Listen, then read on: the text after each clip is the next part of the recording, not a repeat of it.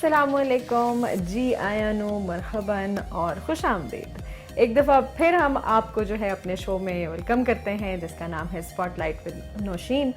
पिछले हफ्ते आपको दुबई की सैर कराई, इस दफ़ा हम अपनी कुटिया में वापस आ गए अपने खूबसूरत से एक छोटे से सेट में, जो कि कहने में आपको शायद देखने में शायद बड़ा लगता है लेकिन है नहीं। किसी दिन हम आपको इसका भी विजिट कराएंगे, जिस तरह से हमने आपको दुबई स्टूडियोज़ का विजिट कराया, पूरे अपने खैबर नेटवर्क का जो है वो विजिट कराया। तो मुझे ख्याल है कि मैंने तो अपने घर का, जहाँ पे मैं शो करती हूँ, वहाँ का तो मैंने आपको विजिट ही नहीं कराया। तो वो भी किस दिन कराएंगे, आपको दिखाएंगे कि ये कितना सा है लेकिन कितना बड़ा लगता है। तो आते हैं आज के पहले मौजू की जानिब, जो कि है एक हॉट पीस ऑफ न्यूज़। आजकल हर जगह जो है वो खबरों की जीनत बना हुआ है। जीनत तो नहीं कहना चाहिए क्योंकि वाकई ज़रा अफसोसनाक है। आप लोग भी कह रहे होंगे कि कभी कभी तो इतना खुशखबरियाँ दे के जो है शो की ओपनिंग करती हूँ मैं, और फिर कभी कभी जो है एकदम से खौफनाक और अफसोसनाक वाक़यों से जो शुरुआत करती हूँ। लेकिन वाकई ऐसा था कि मुझे थोड़ा सा नहीं, काफ़ी अफसोस हुआ। तो मैंने सोचा कि मैं अपने प्रोग्राम की शुरुआत इसी से करूँगी, क्योंकि ये कुछ चीज़ें होती हैं ना, वक्त की ज़रूरत होती है, उन पर बात ज़रूर करनी बनती है। जी हाँ, मैं बात कर रही हूँ जो रिसेंटली अभी हमारी एक पॉलिटिशियन है मरियम औरंगज़ेब साहिबा, उनके साथ जो हुआ इंग्लैंड में, जो वाक़या हुआ बहुत अफसोसनाक था। मैं उसकी शदीद मज़म्मत करती हूँ, सिर्फ इस वजह से नहीं कि हम ख़वातीन हैं, बल्कि इस वजह से कि हर इंसान की इज़्ज़त होती है और गिला शिकवा करने का एक तरीका होता है।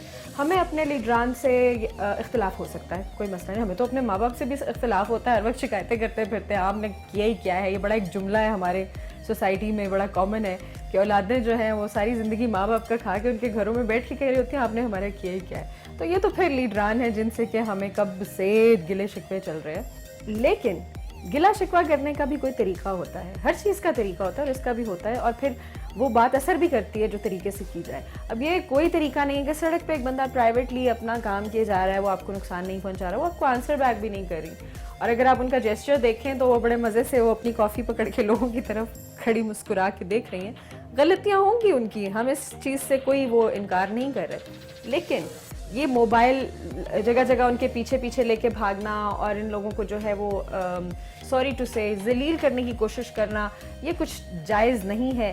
क्योंकि वैसे भी हम तो, हमारा ईमान है जिस रब पे उसने कहा है कि इज़्ज़त भी वही देने वाला है और ज़िल्लत भी वही देने वाला है। तो हम कौन होते हैं ये चीज़ें और ये इख्तियारात अपने हाथ में लेने वाले। और दूसरी चीज़ ये है कि आपके पास ट्विटर की सहूलत मौजूद है, आप डायरेक्टली किसी को टैग करके वहाँ पे एक जो जंग और तबाही का सामान जो होता है, हम देखते हैं ट्विटर खोल के, उस पर हमें सामने पता चल रहा होता है कि ऐसा लग रहा होता है कि लड़ाइयाँ हो रही हैं, बाकायदा लड़ाइयाँ हो रही हैं किसी को टैग करके। तो उस पर आप बात कर सकते हैं उनको टैग करके, कोई गिला शिकवा है जो कि इन लोगों की नज़रों से गुजरता है, ये लोग सोशल मीडिया इस्तेमाल करते हैं, लेकिन सड़क पर खुलेआम सरेआम वो भी खातून को इस तरह से जलील करने की कोशिश करना, जो कि मैं नहीं समझती कि वो कामयाब थी, वो नाकाम हुई। और हमारे जो मुल्क के हजरात हैं और ख़वातीन हैं जो उन्होंने बात की, जो ये हरकत की, उन्होंने अपने ही ख़िलाफ़ एक गवाही दी। और हम जिसे कहते हैं ना कि अपनी तरबियत के ख़िलाफ़ गवाही देना, तो हमारी तरबियतें इन छोटी छोटी चीज़ों से पता चलती हैं कि हम कितने पानी में हैं, हमें कितने मैनर्स हैं। ये बेसिक मैनर्स में चीज़ें आती हैं जो शायद मुझे आपको भी बताने की ज़रूरत नहीं, आपको मुझे बताने की ज़रूरत नहीं कि किससे किस तरीके से बात की जाए। लेकिन कुछ सोशल मीडिया की ऐसी वबा चल पड़ी है कि लोग ट्रेंड के नाम पे हर चीज़ को जो है ना वो ट्रेंड बना रहे हैं, हर चीज़ को जो है वो जिसे कहते हैं कि रस्म और रिवाज का नाम दे रहे हैं कि जी ये तो रस्म है, तो होता है। बैरून मुल्क की मिसालें दे रहे होते हैं कि जी इंग्लैंड में 10 डाउनिंग स्ट्रीट में जैसे ही वज़ीर आज़म अपना दरवाज़ा खोल के बाहर निकलता है तो आगे वो एहतजाज वाले लोग प्ले कार्ड लेके खड़े होते हैं। भाई अगर आप गौर करें तो वो प्ले कार्ड लेके खड़े हुए होते हैं आराम सुकून से, अगर उन्होंने बात करनी है तो वो बात करते हैं, अदरवाइज़ वो इस तरह से पीछे जा के सड़कों पे आपका पीछा कर करके आप पे जुमले नहीं कसते। इसी तरह बेशुमार हमारे पॉलिटिशियंस हैं जिनके साथ यहाँ पर भी इस तरह के वाक़यात हुए, बाहर भी हुए, अफसोसनाक हैं, नहीं होना चाहिए। हमें अपनी तरबियत का सबूत देना चाहिए। आप बिल्कुल गिला करें, आपका बनता है, आप वोट देते हैं, आपका हक है कि आप गिला करें जब आपको सहूलत मैसर नहीं है, जब आपको अपने लीडरान से गिला शिकवा है, किसी भी किस्म की शिकायत है, उनसे इख्तिलाफ है, तो ज़रूर बात करें। लेकिन तरीका कौन सा होना चाहिए, वो ये नहीं जो अभी हम देखने जा रहे हैं। चलिए चल के देखते हैं कि उनके साथ क्या हुआ, फिर आप मरियम औरंगज़ेब का तरीक़ाकार देखें कि उन्होंने इस चीज़ को कैसे हैंडल किया। सो अभी हम चलते हैं और आपको ये क्लिप दिखा। मैं अगर होती ना तो रोना शुरू कर देती, या फिर मैं सुनाना शुरू कर देती, जो कि एक नेचुरल सा अमल है। कुदरती बात है कि कोई आपको जो है वो इस तरह से बातें सुना रहा हो और आप जो है वो खामोश हो जाए, मतलब मुझे मानना नहीं आ रहा ये। लेकिन इस बात पे दाद देनी पड़ेगी कि उन्होंने इस चीज़ को कितना मेच्योरली हैंडल किया और वहाँ पर उन्होंने कोई हंगामा नहीं किया। बाद में ठीक है उन्होंने गिले शिकवे अपने भी किए हैं कि नहीं होना चाहिए था। मुझे एक और चीज़ का गिला है यहाँ पे कि जिन लोगों पर इल्ज़ाम आ रहा है कि इन्होंने ऐसा किया, उनके कायदीन की तरफ से इस वाक़े की कोई मजम्मत नहीं आई। अब ये भी देखने में आ रहा है कि लोग उनको उनसे अपने ही जो लोग हैं, पार्टी के जो अपने लोग हैं, वो इस चीज़ की मजम्मत कर रहे हैं, लेकिन जो कायदीन है उन्होंने नहीं किया। तो मेरा ख्याल है कि जो जैसे कहते हैं ना कि वेव ऊपर से नीचे आती है और एनर्जी जो है ऊपर से नीचे जाती है, तो ये भी ऐसा ही होता है कि जिस तरह से कायदीन करते हैं तो फिर वही चीज़ आपके जो नीचे के जो लोग हैं या वर्कर्स हैं, जो आपके जाले हैं, जो भी कह लें उनको, मैं इस शो को सियासी रंग नहीं देना चाह रही, ये सिर्फ अमल की बात है जो मैं बताना चाह रही हूँ। तो वो ऊपर से अगर ये इंस्ट्रक्शंस आती हैं ना अच्छी, तो फिर नीचे वाले लोग भी अच्छा एक्ट करते हैं। अगर ऊपर वालों ने इन चीज़ों का ख्याल नहीं रखा और उनको इंस्ट्रक्शंस नहीं दी या मजम्मत नहीं की इस वाक़े की, तो मेरा ख्याल है कि एक ट्रेंड बन जाएगा। और फिर क्या होगा, फिर अब वो दूसरी पार्टी के लोग अब इनकी पार्टी के लोगों को, खुसूसन ख़वातीन को टारगेट करेंगे। अब देखें ना, हमारे माशरे में ऑलरेडी एक स्ट्रगल है इस मामले में कि ख़वातीन के हुकूक़ पे बात करना या ख़वातीन को तहफ़्फ़ुज़ देने की जब बात आती है तो उसमें हमारी कुछ वीकनेसेस हैं, हमारी बहुत सारी कमज़ोरियाँ जो सामने आती हैं माशरती तौर पर। ऐसे में जब ख़वातीन के साथ इस तरह का सलूक किया जाता है तो फिर वो लोग समझते हैं कि शायद जस्टिफाइड है, क्योंकि देखें पब्लिकली हो रहा है ऐसा और ऊपर के कायदीन की तरफ से मजम्मत भी नहीं आई। तो इसका मतलब है हम करें तो एक माशरा जहाँ पर औरतों को ऑलरेडी अपने तहफ़्फ़ुज़ के लिए बहुत ज़्यादा स्ट्रगल करना पड़ रहा है, उसमें इस तरह की चीज़ों को आम करना बिल्कुल एक्सेप्टेबल नहीं होना चाहिए। उसकी बहुत बड़े लेवल पर मजम्मत होनी चाहिए। हम भी अपने प्लेटफॉर्म से इस वाक़े की मजम्मत करते हैं और जो पार्टी के कायदीन हैं हम उनसे दरख्वास्त करते हैं कि बराए मेहरबानी कुछ करें इसके बारे में और ये ट्रेंड सेट ना होने दे, वरना फिर वो इसे कहते हैं ना, what goes around comes around, जो आप फेंकते हैं वही मुड़ के आपकी तरफ आता है। और हम इस वक्त नफ़रत फैलाने के हक़ में नहीं हैं, इस पोजीशन में नहीं कि पाकिस्तान इस वक्त अपने तारीख़ के बहुत मुश्किल मोड़ से गुजर रहा है। ये एक बहुत तारीख़ी जुमला हो चुका है, लेकिन ये सच है। तो ऐसे में हम सबको मिलजुल कर यूनिटी के साथ इन तमाम अंदरूनी और बैरूनी चैलेंजेस का मुकाबला करना है, ना कि ये कि जी इधर के लोग उधर पे कीचड़ उछालें और उधर के लोग इधर पे कीचड़ उछालें। This is not fair.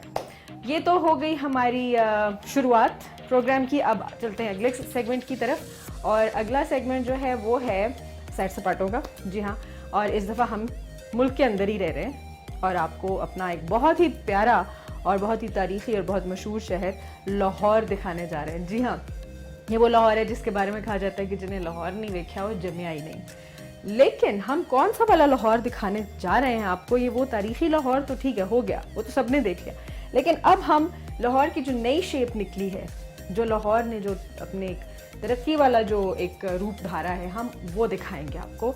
जी हाँ, मैं बात कर रही हूँ लाहौर के DHA वाली साइड की, लाहौर का MM आलम रोड और इसी तरह बहरिया टाउन और जो उनके जो न्यूली डेवलप्ड जो इलाके हैं और बहुत सारी नई हाउसिंग सोसाइटीज़ और बिल्डिंग्स और शॉपिंग मॉल्स, उन जगहों की बात कर रही हूँ जिसने कि लाहौर को 4 चांद लगा दिए हैं।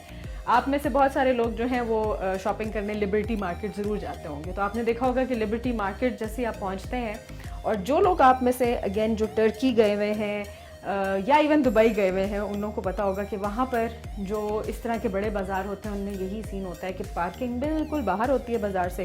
बाज़ार के अंदर कुछ भी, कोई गाड़ी, कोई रिक्शा, कोई मोटरसाइकिल नहीं चलता, ताकि लोग आराम से बग़ैर डिस्टर्ब हुए, बग़ैर किसी एक्सीडेंट के, अल्लाह माफ़ करे, वो आराम से चलते फिरते बाज़ार में शॉपिंग को भी इंजॉय करें और उतना एक्सपीरियंस भी करें।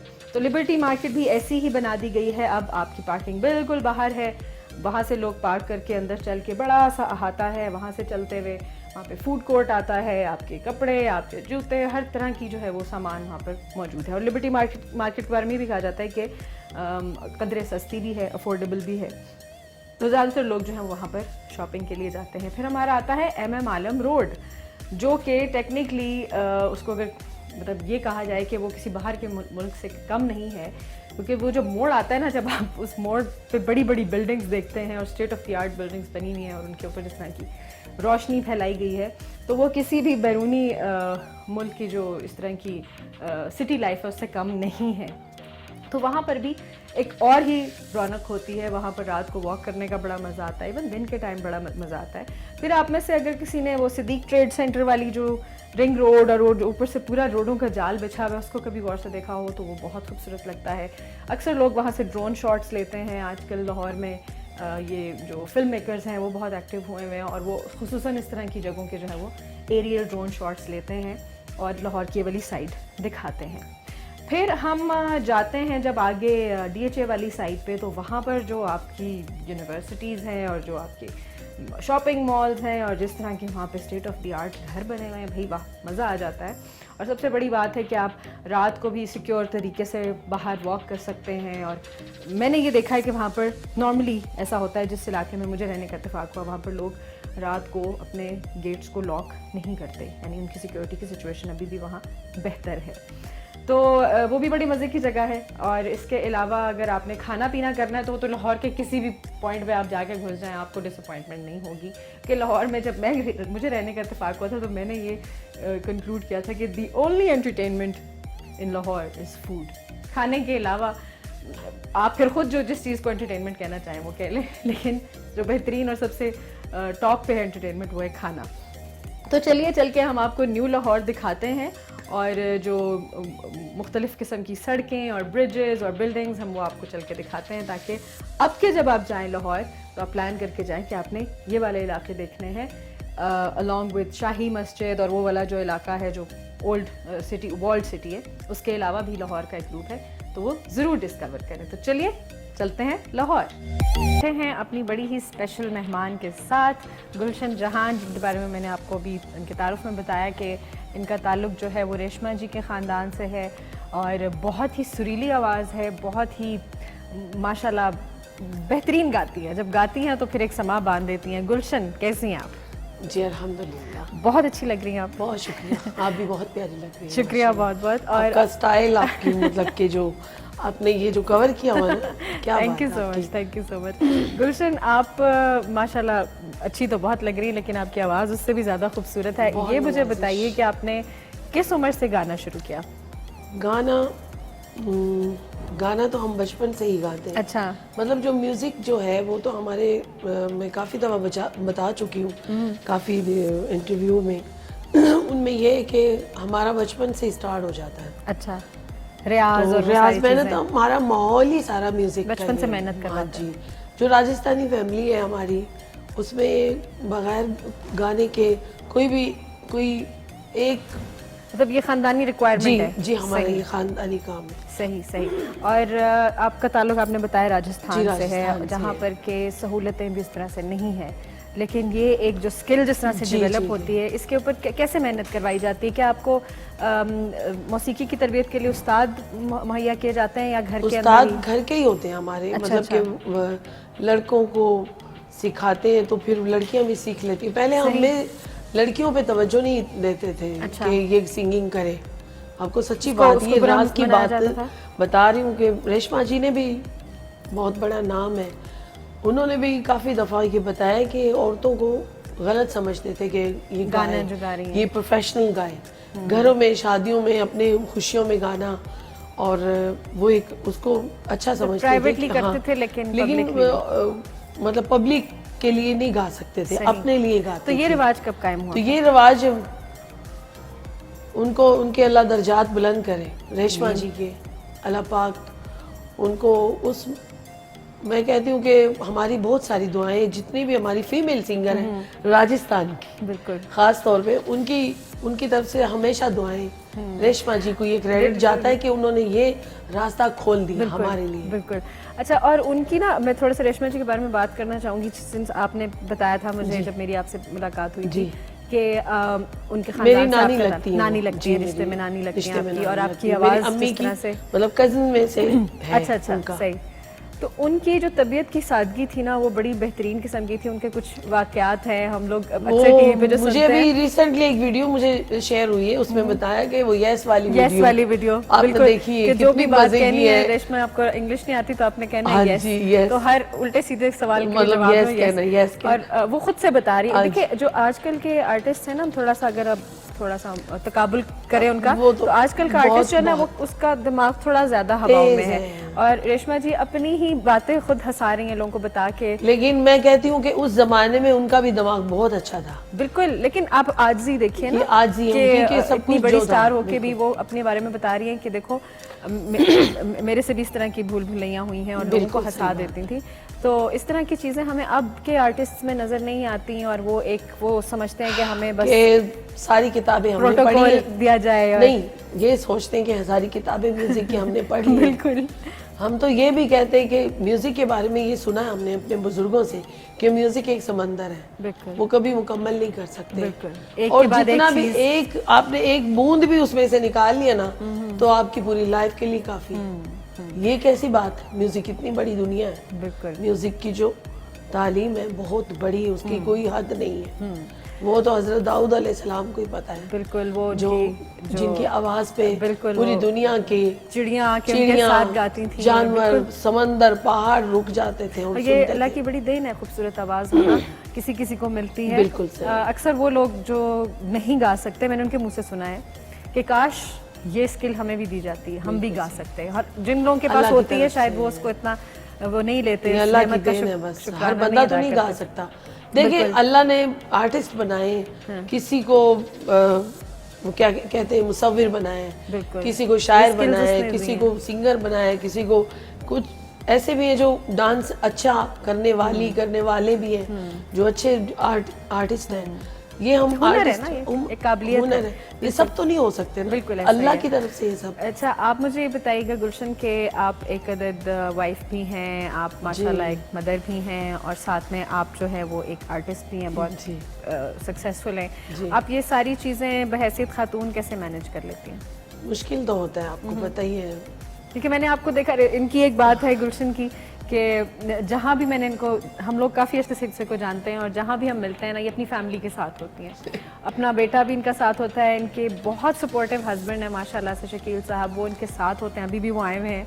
और बेटा हालांकि अब बड़ा हो गया, जब मैं मिली थी तो बहुत छोटा था, उसको संभालते थे, और ये हमारे साथ काम करती थी, और वो काफ़ी मुश्किल काम था जो उन्होंने किया। लेकिन ये सपोर्ट सिस्टम कितना ज़रूरी है, और आप क्या समझती हैं कि इससे कितनी आसानी हो जाती है आपके लिए? देखिए जब इंसान करना चाहे ना, हिम्मत नहीं लड़ती इंसान की, दिल लड़ता है, ताकत नहीं लड़ती। आप जितने मर्जी ताकतवर हो, सेहतमंद हो, जब तक आपका दिल नहीं लड़ेगा ना, तो आप नहीं लड़ सकेंगे।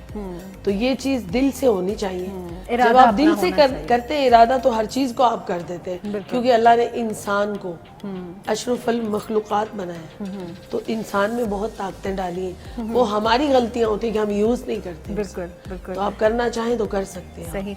आप मुझे ये बताइए कि अब जो अगला सवाल है उसी की एक कड़ी है कि बहैसियत खातून आप ये समझती हैं कि आपको परफॉर्मेंसेस में कभी मुश्किलात का सामना करना पड़ा, या गिग्स लेने के लिए जो प्रोग्राम्स होते हैं उसको लेने के लिए मुश्किलात का सामना करना पड़ा? आप ये समझती हैं कि जो आपके मर्द कोलीग हैं इस मामले में, जो मर्द हजरात हैं, जो आर्टिस्ट हैं जी, उनके लिए कदरे आसान है प्रोग्राम लेना आपके मुकाबले में? मेरे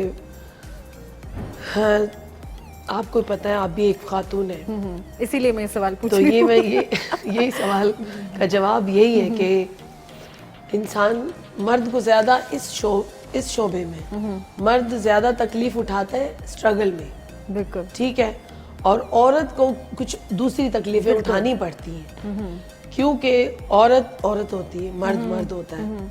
मर्द और औरत के मुकाबले में औरत इस फील्ड में ज्यादा जल्दी आगे बढ़ जाती है, ठीक है, मर्द को थोड़ा सा टाइम लगता है। तो आप समझते हैं कि खवातीन के लिए थोड़ा आसान है? अच्छा। लेकिन अगर खवातीन अपने इरादे में अपने उस क्या कहते हैं उसको, अपने पर्दे में रह के, अपनी इज्जत को, अपनी चीज को महफूज करके, अपनी एहतराम को महफूज करके चले ना, तो फिर मुश्किल होता है, फिर मुश्किल है। लेकिन इस चीज को मैं यही समझूंगी कि जो खवातीन है, जिनको इस चीज का इल्म नहीं है, म्यूजिक को आगे कैसे लेके चलना है, उनके लिए ज्यादा मुश्किल होती है। अब शऊर आ गया है, मुझे ये लगता है कि अब बहुत ज्यादा शऊर आ गया, और अब जो हमारी यंग बच्चियां हैं, आर्टिस्ट्स हैं, मैं भी जब उनसे मिलती हूँ तो वो बड़ी मजबूत हैं, और मतलब एक जमाना था ना जो एक से कहते हैं कि एक विजन था, एक थॉट थी कि बस यही तरीका है आगे जाने का, वो अब नहीं है। यही वो है। सीधा सीधा टैलेंट रखते हैं बिल्कुल सामने कि सही आप बात टैलेंट की है, बुनियाद पे बिल्कुल आप सही हमें बात। अगर करते हैं, लेकिन यस करते हैं तो हर ठीक है। दौर में अच्छे बुरे होते हैं। बिल्कुल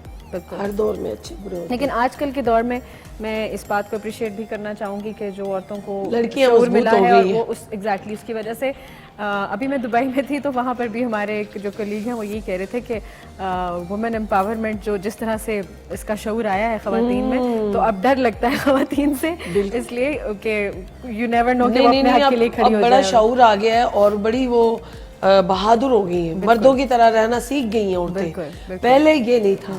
और इसमें मैं मर्दों को भी क्रेडिट देना चाहूँगी कि हमारे बहुत से मर्द हजरात जो हैं वो इस चीज़ को समझते हैं अब, और वो पुश करते हैं ख़वातीन को कि भाई आप मत डरें, आप आगे आएँ, हम आपके साथ हैं। जैसे अब मैंने आपके हस्बैंड की बात की कि वो सपोर्टिव हैं, जी जी। इसी तरह हमारे घर वाले या जो देखिए कलीग्स हैं, बाहर के लोगों की गारंटी तो नहीं दे सकते आप, लेकिन कलीग्स भी मैंने देखा है कि बहुत ज़्यादा एम्पावर करते अच्छे भी हैं, अच्छी शक्ल में और मतलब नेक सूरत और बदनीयत ऐसे भी लोग हैं दुनिया में। वो फिर वो कहते हैं ना कि वो पता बाद में पहचानना चलता मुश्किल है, होता है। लेकिन ओवरऑल मेरे ख्याल से अब वक्त बहुत इंसान बदल गया खुद हो अच्छा, हर चीज अच्छी होती है, मैं आपको बताऊं। सही। गुलशन, अभी हम आपसे एक रिक्वेस्ट करना चाह रहे हैं। मैं काफ़ी देर से, मैं तो चाह रही थी कि शुरुआत ही हम उस चीज़ से करें, लेकिन अब मुझसे रहा नहीं जा रहा, मैं आपसे कुछ सुनना चाह रही हूँ। और आप हमें बताइए कि मैं पहला सॉन्ग जो है कौन सा सुनाएंगी। कितने सुनने आपने मुझे बता दिया अभी से। चले फिलहाल एक तो सुनाए ना, हम शुरुआत तो सुनाती हूँ। मन मेरे मन ले मेरी तू, कदी मन ले वैरिया मेरी तू,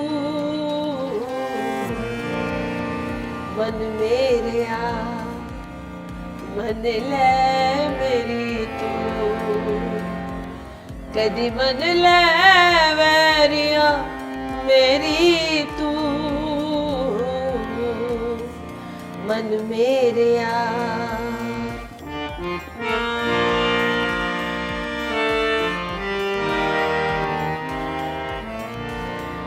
शर्म करे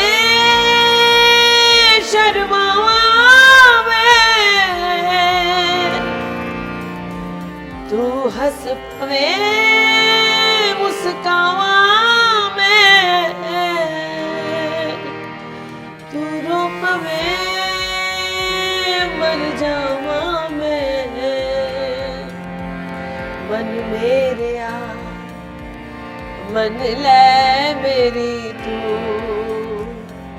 कदी मन ले वैरिया मेरी तू, मन मेरे मन मेरे मन मेरे मन मेरे। वाह वाह वाह, बहुत खूबसूरत। और आपकी आवाज में तो और भी ज्यादा खूबसूरत है। गला खराब हुआ मेरा। अच्छा तो अभी खराब है तो ये हालत ठीक होते तो कहाँ पहुंचे होते। नहीं बहुत खूबसूरत, मुझे बिल्कुल एहसास नहीं हुआ आपने बताया कि गला खराब है, तो आप चाय पिए जरा, थोड़ी टकोर करें। मुझे अभी आपको एक छोटी सी बात बतानी है, बड़ी इंटरेस्टिंग सी, कि हमारा साथ जो है 2020 का है, और गुलशन के लिए एक छोटी सी काविश मेरी भी थी। मैंने इनके लिए एक सॉन्ग लिखा था जो कि इन्होंने अब्दुल्ला कुरैशी, हमारे जो बड़े फेमस आर्टिस्ट हैं, यंग और बहुत टैलेंटेड, उनके साथ इन्होंने गाया था।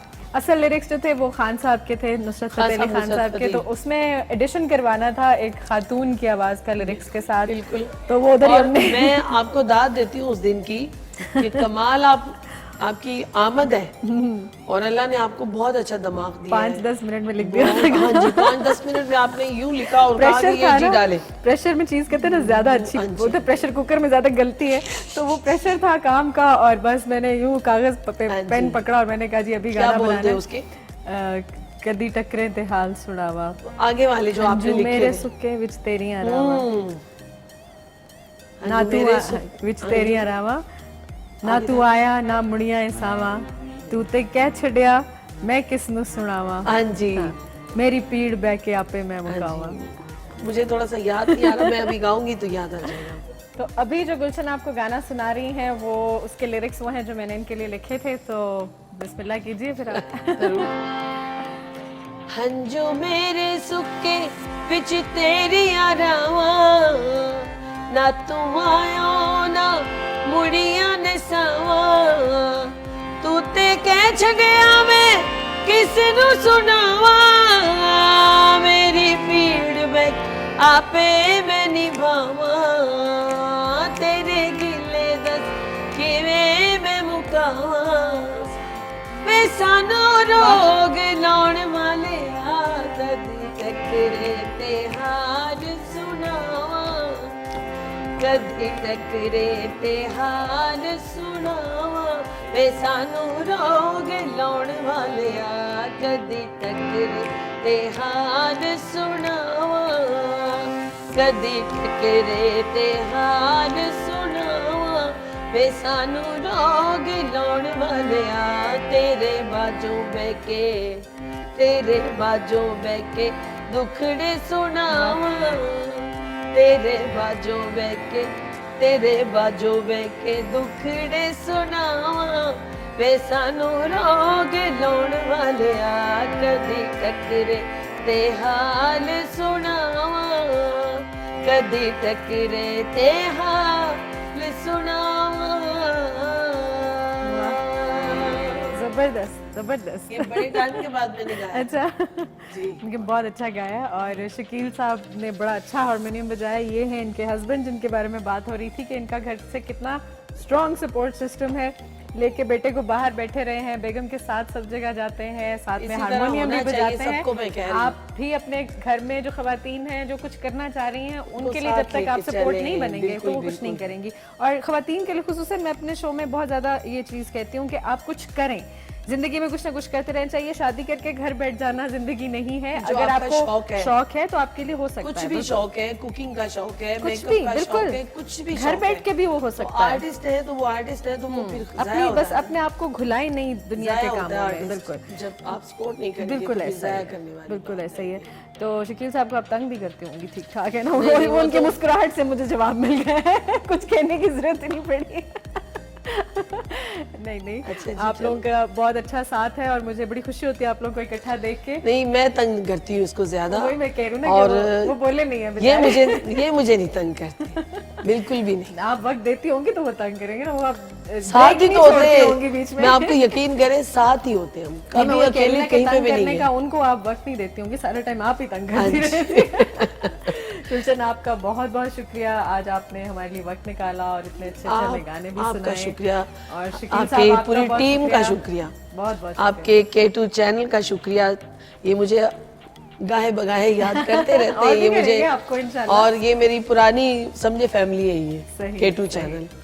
जब मैं यहाँ पे इंटर हुई थी इस्लामाबाद में, अच्छा, तो स्टार्ट मैंने यहीं से लिया था, तो अभी तक हम चल रहे हैं साथ। जब भी आती है इनकी कॉल, अगर कोई मसरूफियात ना हो तो मैं जरूर हाजिरी लगाती हूँ। बहुत बहुत शुक्रिया। अच्छा, अब ऐसा तो हो नहीं सकता कि हमारे हथे चढ़े एक आर्टिस्ट और हम इतने आराम से उनको जाने दें, तो आपको इतने आराम से छुट्टी नहीं मिलेगी। जाते जाते आपको हमें एक सॉन्ग सुनाना होगा, लेकिन इस दफा आप ना मेरी मर्जी से ना अपनी मर्जी से, बल्कि शकील भाई की मर्जी से गाना सुनाएंगे। आप बताइए जी क्या रिक्वेस्ट है? इनकी मर्जी चलती है। हाँ, अच्छा आज बता दे फिर कौन सा सॉन्ग? अबाई सॉन्ग ही है। सही। हमारा जो हमारे राजस्थान की तर्जुमान रेशमा जी, वाह, उनको सलाम है, उनके खानदान को सलाम है। ट्रिब्यूट पेश करें फिर खानदान हम ही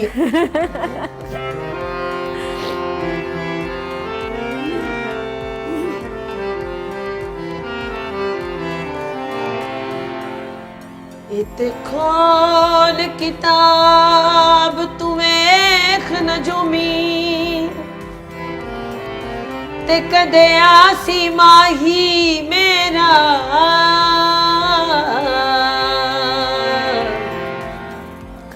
केड़े मुल्क च वसदा की कम करदा ते किथे लाई बैठा डेरा। इते ईद मुबारक कह को देवा ते मेरे देश ते परदेसी, वतना वाले मान करे दे ओ क्या मान करे परदेसी, किथे नैन न जोड़ी किथे नैन न जोड़ी मेरा मान न तोड़ी तेनू वास्ता खुदा दा वागा साडे वल मोड़ी किथे नैन न जोड़ी किथे नैन न जोड़ी प्यार वाले आनू नहीं वेख सकदा ज़माना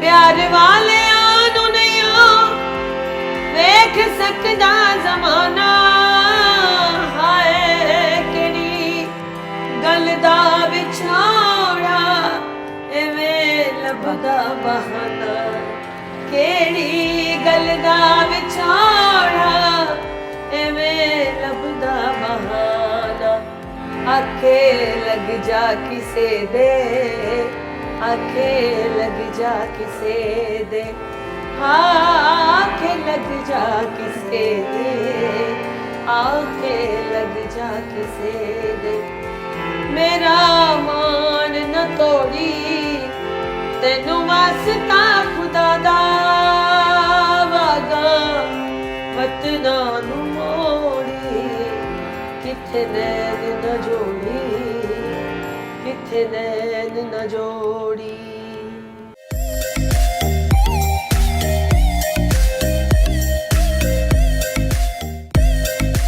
जी welcome back after the break. उम्मीद करते हैं कि आपको गुलशन की बातें और उनके गाने शाने बड़े पसंद आए होंगे। अभी हमारे पास आपके लिए एक बड़ी इंटरेस्टिंग सी चीज़ है।